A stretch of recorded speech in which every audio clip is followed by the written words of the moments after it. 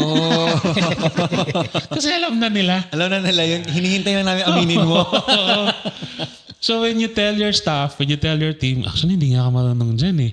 Don't feel as if uy, grabe. nawalan ka. Pero alam na nila. Yeah. Oh, lalo na kung yung problema mo, di ka pumapasok. Hindi ka nila nakikita. Diba? I remember one time, dahil sa vulnerability tsaka yung accepting your weakness, di ba? Nung college ako, kasi hindi na ako naging active ng ang highest position as officer na kuha ko nung high school. Actually, wala sa high school. Elementary, secretary pa nga. Yun? Ang only reason ba't ako binoto, maganda daw ako magsulat. Yan, pag secretary kasi taga-sulat. Oo, sabi ko, di ba usually babae dito? Ngayon, nung college, parang gusto kong lumawak yung extracurricular activities ko. So, nagpaka-active ako sa mga organizations. Sa AECE ako. So, meron kaming grupo doon, ECE Society. Yeah.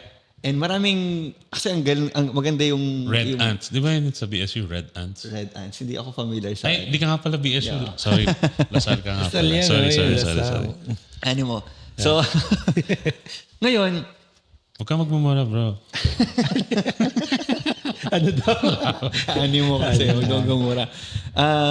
Ngayon, nag-try ako. So, first year, nag-member ako. Second year, it was a time na open na yung organization for junior officers. So mababa na naman responsibilities noon. So, sali ako. Ito na yung next. Yung third year kami, bababa na yung mga executive boards, yung mga vice presidents and presidents. And then, naghanap na sila ng papalit sa kanila. Na usually, pinipili nila yun sa mga junior officers. Yeah.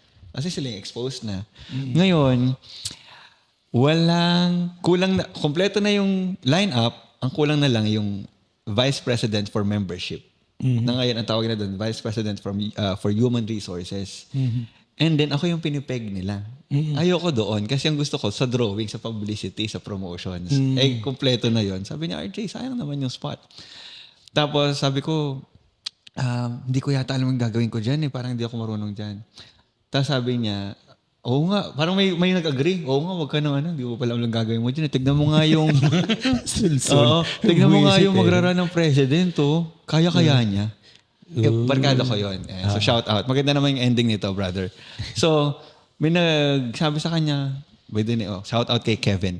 Sabi niya, Kevin, sigurado ka ba dyan? Kailangan dyan, matalino. Yun ang definition ng leadership pag sa academic setup kayo. Kailangan matalino, Dean's Lister. Pero kami, masipag. Yeah, kami ni Kevin, magkabarkada kami. Hindi kami yung best of students. Pogi lang. Yun. Malakas ang loob. Yeah. Ito yung nagusto ko sa sinabi ni Kevin. Sabi niya, pag leader ba kailangan Dean's Lister? Uy. Pag leader ba kailangan ikaw yung cum laude? O pag leader, ikaw yung may political will? Yan. Sabi niya, ako yung may political will eh. Nax. Parang doon ko na... Shout out sa'yo, Kevin. Oo, parang doon ko na-realize na aminado si Kevin na hindi siya yung pinakamatalino ng estudyante. So, pero recognize niya din yung weakness niya. Pero recognize niya din na ako yung may leadership quality. Parang yun ang takeaway ko dun sa vulnerability. Yeah. Nice. I know, hindi ako yung best. Pero gusto ko mag-lead eh. Ngayon, tulungan niyo ako para maging magaling na student. So, sobrang iba-iba pala ng manifestation yung vulnerability. No? Pwedeng sinasabi mo na ito yung weakness mo, pwedeng ganun, upfront, pero parang hindi weakness eh.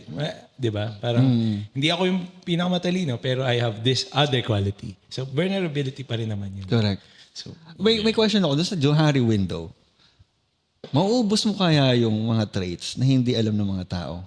Or hindi mo alam? No. Eventually, lahat yun. Feeling ko, hindi. Kasi tayo rin mismo, di ba? Hindi, kasi di ba may pang-apat na box yung what you don't know about yourself and what people don't know about yourself. Walang nakakaalam. Pero yung box na yun, lumalabas yun either sa isang side or sa isang side. Eh. Yeah. And through your experience. So for example, there are things that you know about yourself now that you don't know before. And people didn't know also until you told them about. Yeah. Diba? At may mga bagay din na lumabas na lang as you were doing whatever you were doing na before hindi naman siya lumalabas. So hindi ka rin, so unaware ka, tapos nakita lang nila na, alam mo ba na, kaya nga I think one of the things, if we understand this, no, one of the approaches that you could do to talk to people about their issues is to ask them genuinely, are you aware na pag nagsasalita ka, ganito yung sinasabi mo? Yeah. Are you aware na nung sinabi mo to, ito yung ibig sabihin niya for us? Or are you aware na pagka nag-post ka, mukhang tungkol siya sa'yo? Ganon. You never mentioned the organization, you never mentioned... It's all about you. It's all about you. Are you aware of that? So, hindi siya attacking na, ikaw, puro laki ng ulo mo, di ba? Puro ka... Sad boy ka. Sad boy ka na, di ba? Trasher ka. So, medyo may part na, okay, baka lang hindi siya aware. Kaya yung benefit of the doubt, we can give that to people kasi nga, baka hindi naman talaga siya aware. And that's coming from Pastor Rob, who's a minister for a long time. Sa labas, bro, hindi na sasabihin nyo na hindi ka nila bibigyan ng benefit of the doubt. Sabihin nila, sablay ka. Hindi ka nag-iisip. Ganun lang. Kasi ibang motivation din sila eh. Gusto nila yung spot mo eh. Gusto nila yung spot mo or yung mga boss, gusto nila results lang. Huwag mo akong paikot-ikutin. Gusto ko lang ng results. Ganun yung sinabi sa akin. Naalala ko yung kwento ko kanina. Numbers lang ang habol sa'yo. Sabi niya, ginawa mo ba to? Hindi. Yun lang yung tanong ko. Huwag ka na magsabi ng kung ano-ano pa. Sabi, teka lang, midnight na po. Kagigising ko lang. Anyway. Yeah. And minsan yun ang scary. No? Pero ang ganda. At least, makatulong yun sa pagiging aware natin. Like pag leader ka na exposed ka talaga. Yung feeling mo hindi pa nila alam. Bro, alam na nila. kahit anong bola sabihin mo dyan, nag-iisip yung mga tao eh. Yeah. Especially if you're in an organization, binibuild mo, gusto mo magaling yung organization, nag-iisip talaga yun mo. Oo, dream team yung gusto mo eh. Dream team gusto mo eh, diba? So